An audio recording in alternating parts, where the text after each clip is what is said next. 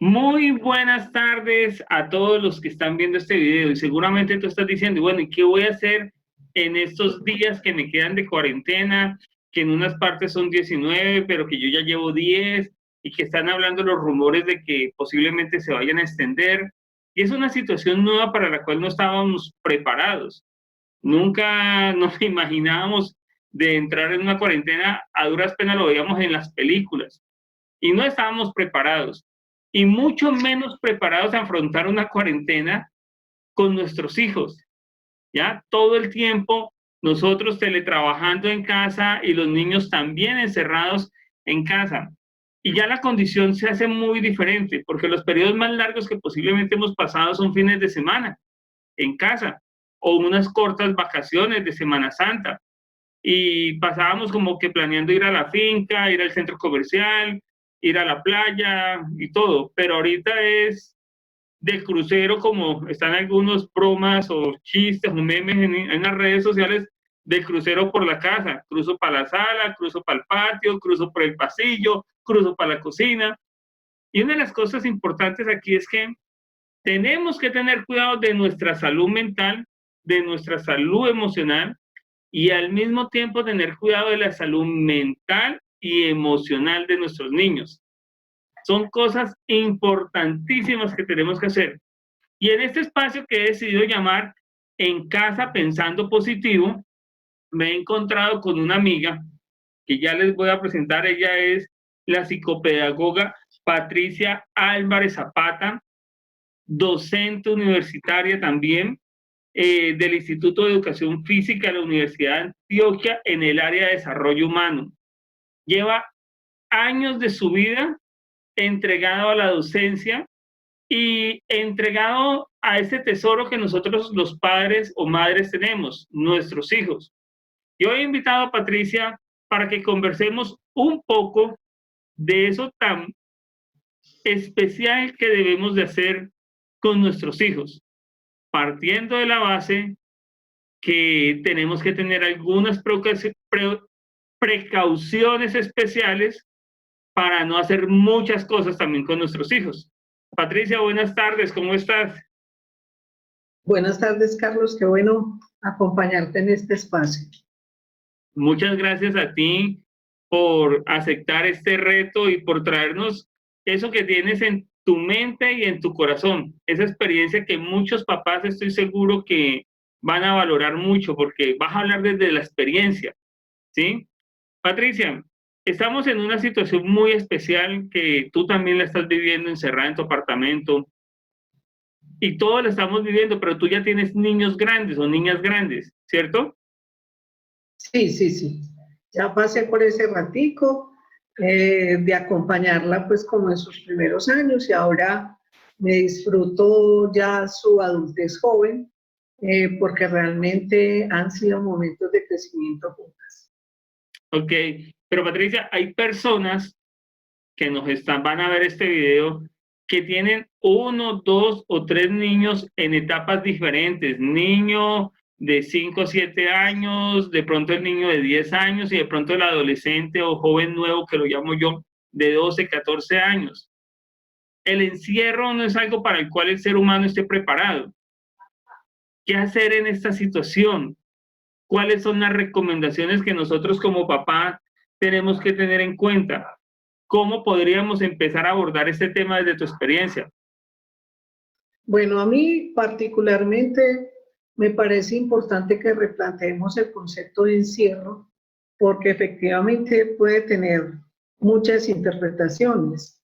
Estar en la propia casa, que es el espacio vital donde hemos crecido, donde hemos construido unos códigos mínimos de convivencia, donde hemos compartido la afectividad, todos esos procesos que se vuelven tan vitales en el ser humano. Habría que quitarle esa connotación tan peyorativa de que es un encierro.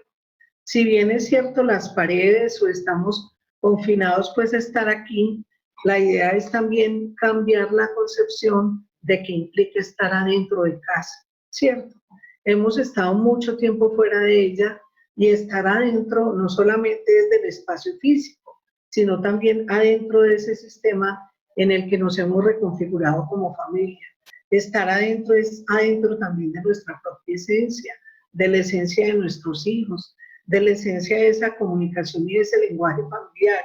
Y por eso te propongo que revisemos un asunto que tiene que ver con el sistema familiar, donde se presentan unas órdenes del amor que desde constelaciones familiares nos han permitido entender que como es adentro, es afuera. Entonces, el adentro de hoy es un adentro que está lleno de toda la experiencia, de toda la vivencia, de las relaciones que hemos construido afuera, pero también afuera llevamos lo que en la casa y de las relaciones que construimos con nuestros padres establecimos. Entonces, dentro de la propuesta de constelaciones familiares, Hellinger dice que para poder mirar un sistema familiar es necesario revisar al interior de esa familia 3 cosas que para él son importantes: el respeto a las jerarquías, el equilibrio entre el dar y el recibir y la pertenencia. Es decir, es importante que en casa todos cuenten, todos pertenezcan y todos reconozcan que tienen un lugar importante de reconocimiento. Cuando yo veo que hoy todo el mundo está afanado en el teletrabajo, en responder a las demandas que nos piden las organizaciones, los procesos educativos, las tareas escolares, a veces yo los invito y quisiera que recuperaran un tiempo para verse, para mirarse, para estar quietos, para escucharse.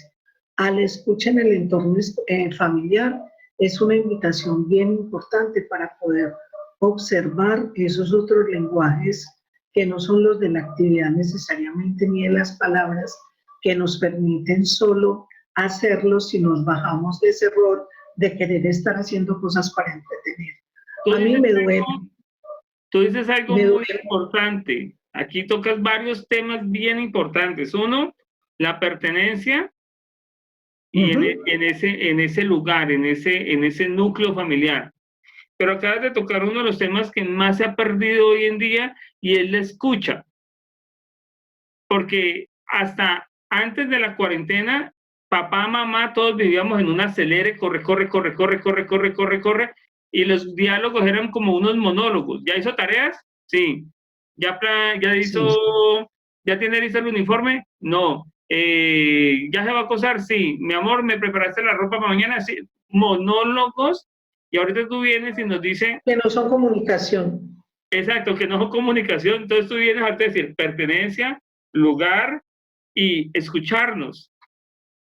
Escucharnos. Pero para escucharnos es necesario bajarnos de eso que vos decías. Siempre la escucha se ha entendido como una cosa de doble vía, de doble sentido, en donde a una pregunta hay una respuesta. Escuchar es también leer en los gestos de los niños, del adolescente, de mi compañero, de mi compañera, las cosas que me está manifestando y que me está expresando, el tono y el tacto en el que nos estamos relacionando, porque muchas veces ese lenguaje que parece muy sutil se vuelve un lenguaje también de violencias al interior de las familias. Yo, por ejemplo, siento una nostalgia cuando veo que muchos padres de familia se angustian cuando hay que estar con los hijos en casa. Sí, entonces lo que te decía era, yo como maestra, tantos años en la escuela, me maravillé muchos días de estar allí, pudiendo escuchar a los chicos. Yo casi siempre les devuelvo a ellos como el reconocimiento y la gratitud de todo lo que me enseñaron. Pero fue quizás en los últimos años que aprendí a silenciarme para poder escucharlos. Y escucharlos implicaba escuchar sus demandas, escuchar y leer su cuerpo, sus manifestaciones afectivas. Yo con solo verle su postura corporal o sus ojos o la manera como me abrazaban, yo entendía cómo estaban. Son lenguajes no verbales que de pronto a papá y a mamá se le ha olvidado también interpretar, porque como estamos mecanizados en esas preguntas y respuestas, si hizo esto, ya bajó a comer, lava el plato, como un montón de monólogos y se nos olvida mirarnos, volvernos a sentir, volvernos a abrazar, inclusive en el silencio de ese hijo adolescente nos está diciendo muchas cosas. Yo a mis amigas adolescentes, cuando empieza la angustia, porque sus hijos han empezado a aislarse en su cuarto, a cerrarse y a pedir que nadie los, los interrumpa. Recuerdo a una gran psicóloga, que Arminda Verastul, que decía, la tarea más importante del adolescente es encontrarse con su propia identidad, y eso solo es posible hacerse en unos espacios de silencio y aislamiento. Pero como nosotros somos un poquito intrusivos como papás, a veces queremos estar siempre invadiendo como el terreno del otro. Y eso ha pasado también en doble sentido. Y tenemos chicos y niños y niñas que son intrusos en las conversaciones porque efectivamente no hemos ocupado el lugar que nos toca. Y eso no es un asunto pues de la moralidad, sino sencillamente como unos límites donde antes nuestros padres nos medio miraban y nosotros ya sabíamos dónde era que había que poner el lugar.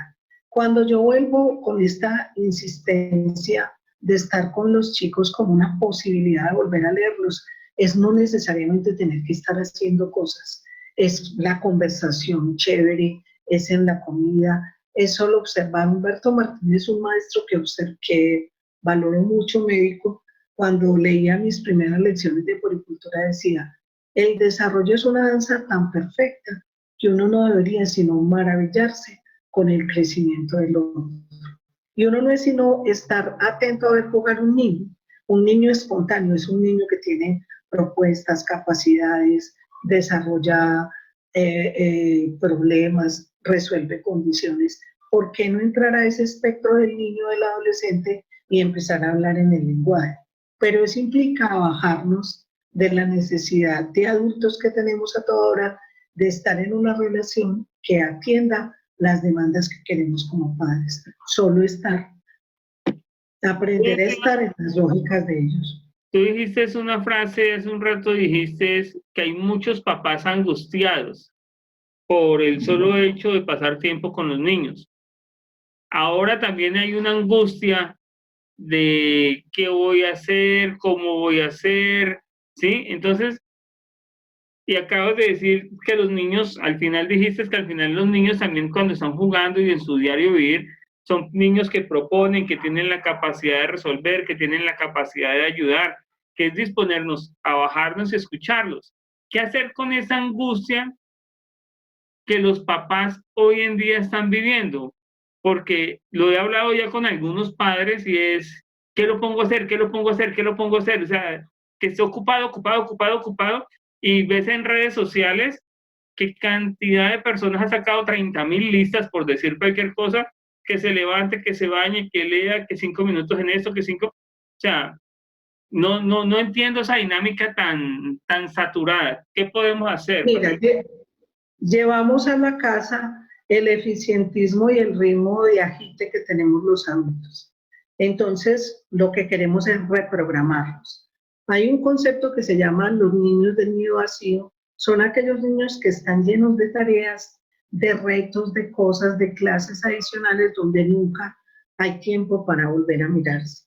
Como hoy necesitamos es precisamente eso, preocupados por entretenerlos, yo creo que nos estamos perdiendo un momento maravilloso de poder volver a leer en los ojos y en el corazón de sus hijos, un elemento que para mí es muy importante. Casi siempre cuando tengo un padre de familia enfrente, le vuelvo a esa pregunta, por ejemplo, ¿por qué valió la pena tener ese hijo? Cuando uno devuelve a esos padres a esa pregunta, ahí encuentra el motor que dio origen a muchos de estos procesos. Y yo sé que muchos hijos tuvimos la oportunidad de planearlos o no, pero así hayan sido los hijos del amor, de la pasión, de la fuerza, hubo un momento en que uno dijo valía la pena por esto, por esto. Entonces esa pregunta es, ¿qué ha sido lo más bonito de tener este hijo? Nos puede reorientar las preguntas, de no querer tenerlo ocupado, sino de regocijarme con la posibilidad de sentir que ese ser humano vino a la vida a construir un pedazo de mi biografía que va a ser muy importante.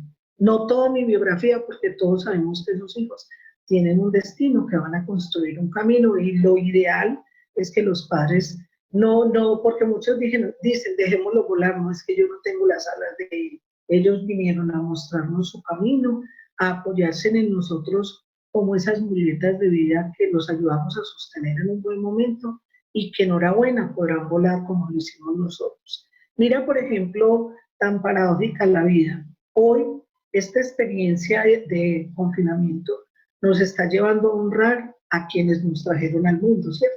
A nuestros viejos, a nuestros mayores, a los abuelos de ellos. Entonces uno dice, ¿cómo lo hacemos en serio?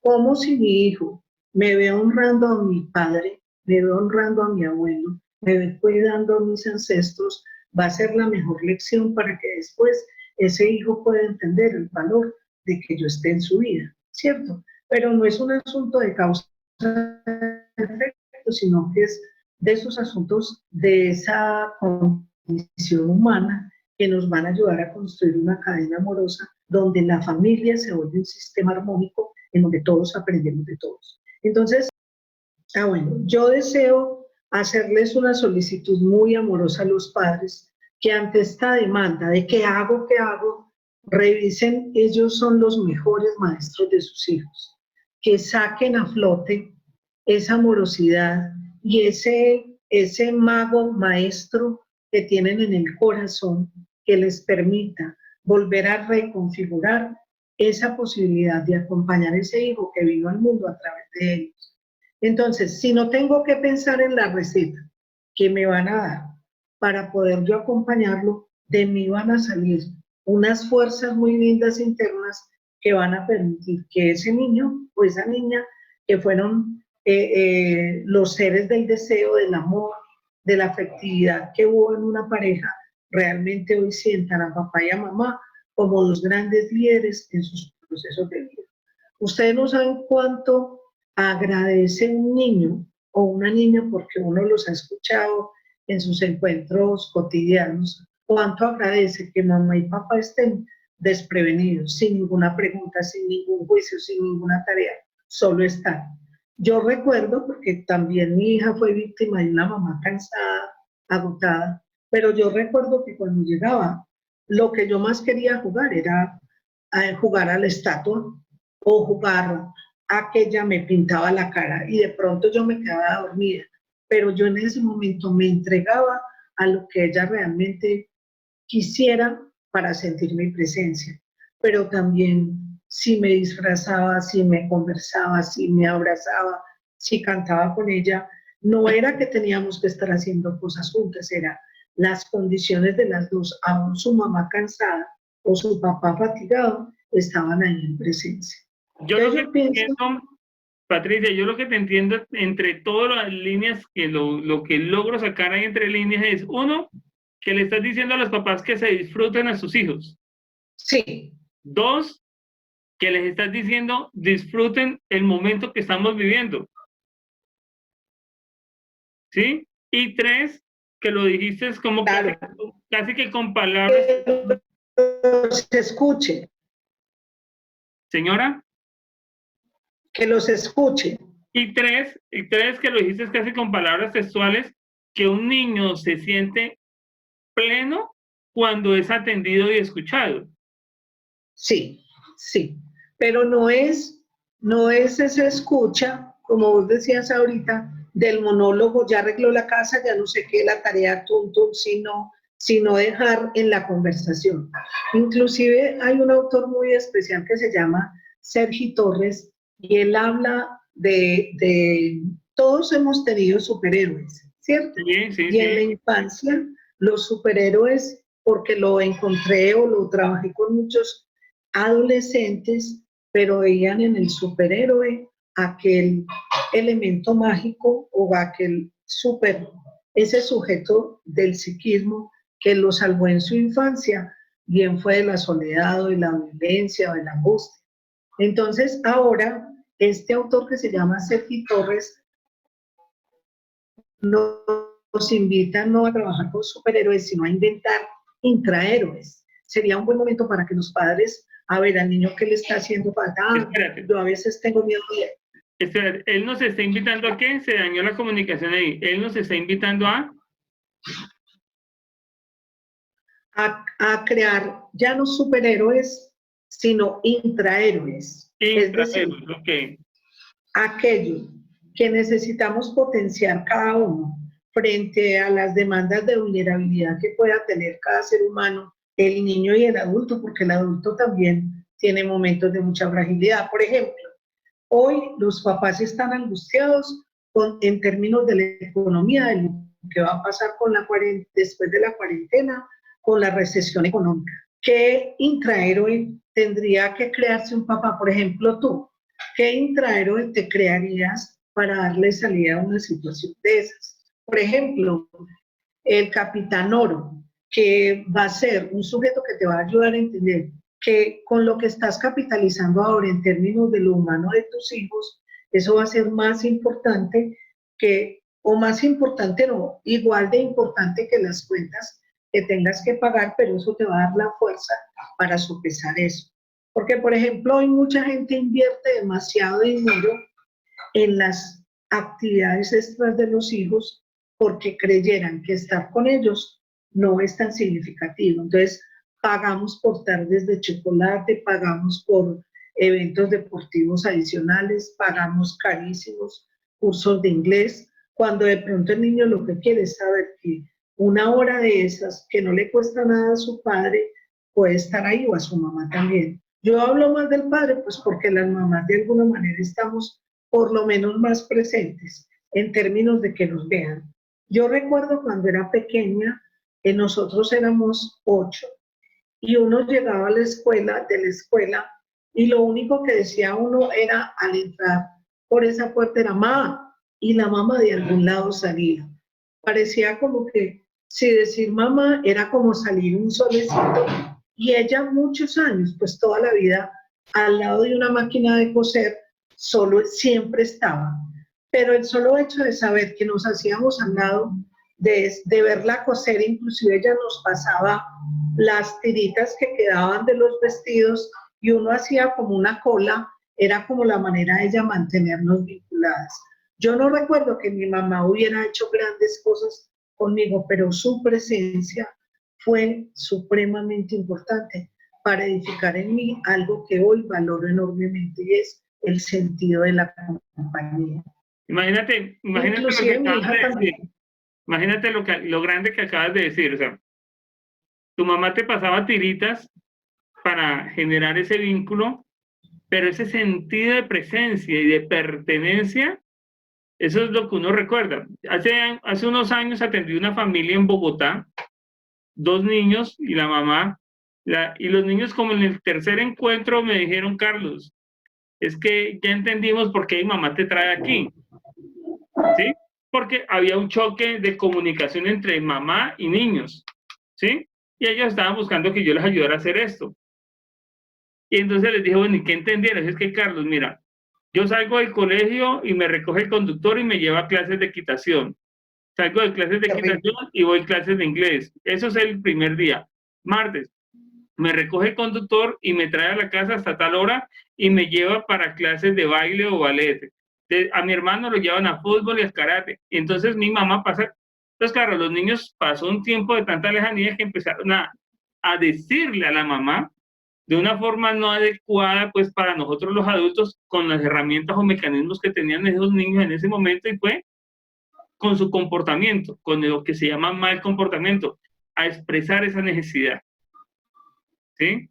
Pero entonces cuando el papá y la mamá en esta época de cuarentena hacen eso que tú lo dices, es disfrutar esa presencia, esa pertenencia y darle ese lugar tanto a la mamá del papá como al niño, ya la dinámica del hogar se cambia.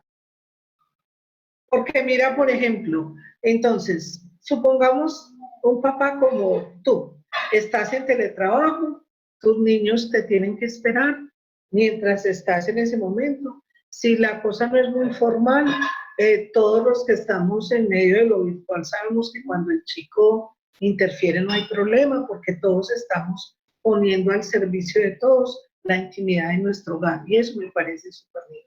Pero generalmente cuando está el tiempo libre, generalmente ¿qué hacemos los papás o las mamás? El niño se acomoda al programa en donde yo estoy descansando, ¿sí? vamos a ver las noticias, venga aquí conmigo o hagámosle juntos, pero nunca salimos del de nosotros a ponernos en el lugar del chico. Qué buen punto, salir desde nosotros a ponernos en el lugar de ellos. Qué buen punto. Continúa, por favor. Entonces, claro, porque entonces no estamos haciendo el cruce. Nosotros angustiados, a mí hay dos textos que me parecen súper importantes que los papás pudieran leer. Uno es Adultos en crisis, hijos a la deriva.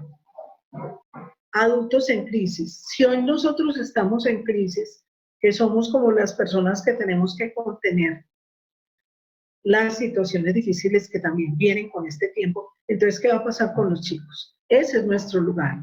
Entonces, el rol que también papá y mamá tienen que desempeñar es esos papás que tienen que contener de alguna manera lo que pueda pasar. Hoy, por ejemplo, los chicos deben estar felices porque se cambió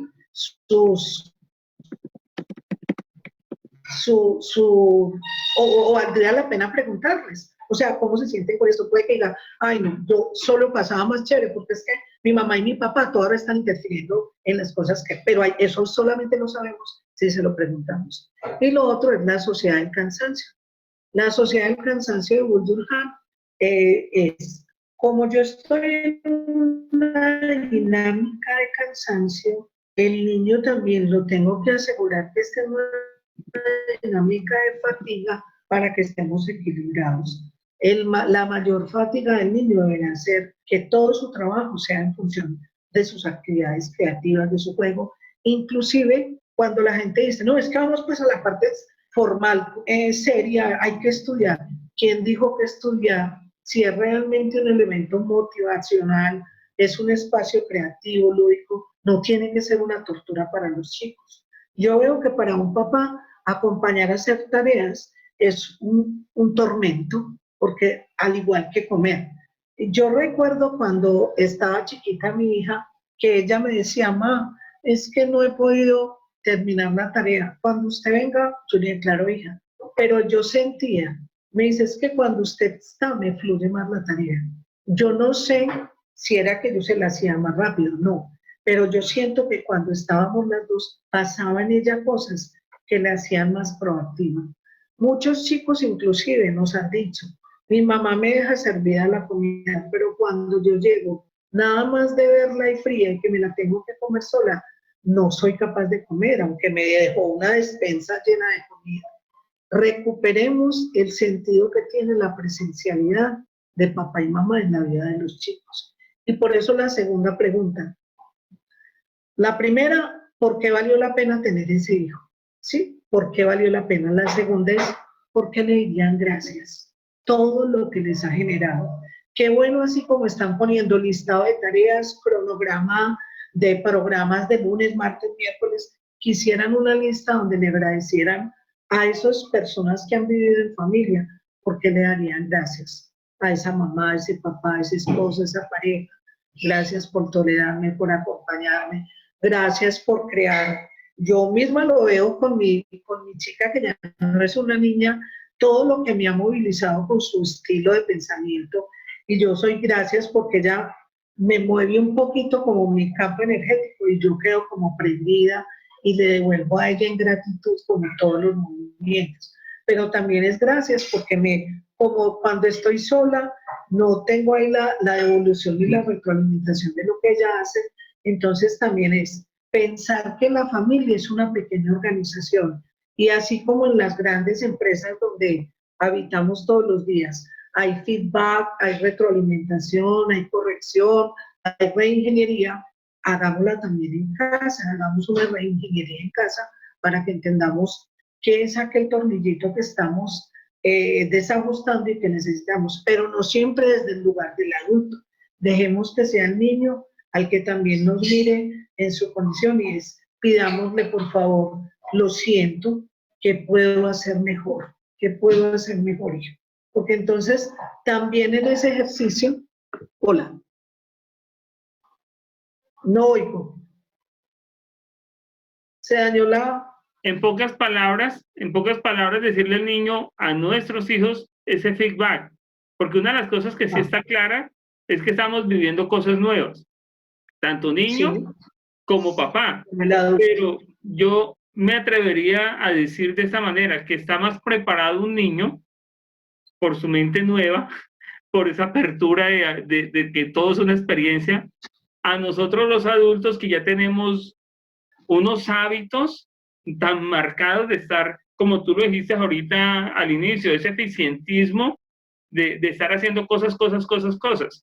Entonces sería pedirles ese feedback y tocaste el tema ahorita, esos intrahéroes, de decirles a ellos, oiga, ¿cómo lo estoy haciendo o cómo lo puedo hacer mejor? Claro, claro. Y eso no es perder jerarquía, porque un papá de pronto, un papá o una mamá, pues que le cueste bajarse, ponerse en el lugar de hijos, ¿qué creen ustedes que deba mejorar o corregir? Es estar desprevenido para realmente disponerse a esos correctivos. Hay una anécdota que yo siempre cuento con mucha alegría, porque un compañero me decía que su abuela de 76 años un día fue y la visitó, cuando le abrió y tenía una toalla en la cabeza y una bolsa negra en el cuello como si fuera una capa. Entonces dijo, ay, entonces él lo primero que pensó, dijo, ay, mi abuela se enloqueció. Entonces, pero él no le dijo nada como por el respeto a la abuela, cuando la abuela le sirvió el alguito, todo, y no se quitaba nada. Yo le decía, abuela, yo no sé por qué estaba, pero no es pues que estoy jugando con a la heroína, y yo no sé, me puso Dragon Ball Z. Vea, que él era muerto de la risa de ver cómo esa abuela de 76 años era capaz de acomodarse a las demandas del niño sin ningún proceso. Le juro que eso a ese niño nunca se le olvidará. No se le olvidó ni siquiera a ese papá grande, porque cuando me contaba me decía, ve, para mí esa fue una lección maravillosa. Hoy cuando vos que trabajas con el cuento de la risa, mucha gente le teme a jugar a ese rol de aparentemente ridiculizar. A mí me da mucha risa porque yo suelo reírme como una loca aquí, pero son los personajes que me salen. Y me da risa es porque estoy también en ese ejercicio de dejar salir otros sujetos que hay en mí que también me configuran y me conforman. Porque entonces en esa formalidad de ser la profesora, de ser la psicopedagoga, uno va decantando unos estereotipos que impiden que salgan un montón de seres que están también ahí. Entonces Sergi Torres me ha parecido muy lindo porque me ha permitido recrear ese montón de intrahéroes que yo también he tenido a lo largo de mi vida y que me han ayudado a consolidar este montón de, pues como esta estructura de ser que soy como maestra. Sergi Torres me ha permitido reencontrarme con los intrahéroes que yo tengo, pero que yo desde la psicología lo llamaba eso como esas multifacetas o multipersonalidades que también le salen a uno, pero que han reconfigurado la mujer compleja que soy, ¿cierto? En donde habita la maestra, la madre, la consejera, la amiga, la histérica, la desajustada, la desordenada, la que no quiere hacer nada, porque también ahí en esos personajes estoy yo, ¿cierto? Claro, entonces han permitido recrear, inclusive parte de lo que me ha servido yo no diría, ¿cómo se dice? Que mucha gente lo ha hecho, ese encierro, este enclaustramiento, sino como hacen las personas que mejor crean cine, que como tienen tiempo de invernadero por las épocas del año donde hay una profunda frío, entonces se vuelven más creativos y las producciones de cine de Finlandia, de Suecia, de muchos lugares del mundo son súper espectaculares porque ese tiempo de estar adentro genera en ellos como una apertura a la creación, a la sombra, a la fantasía. Entonces, esa es como una invitación. Si dejáramos salir al mago que hay dentro de nosotros, papá y mamá cada mañana, ese personaje que está ahí, porque realmente ese niño interior está ahí, pero es también sacar esos múltiples personajes que tenemos del juego, de la locura, de la fantasía, podremos encontrar al personaje que va a permitirnos ver este momento con otra mirada.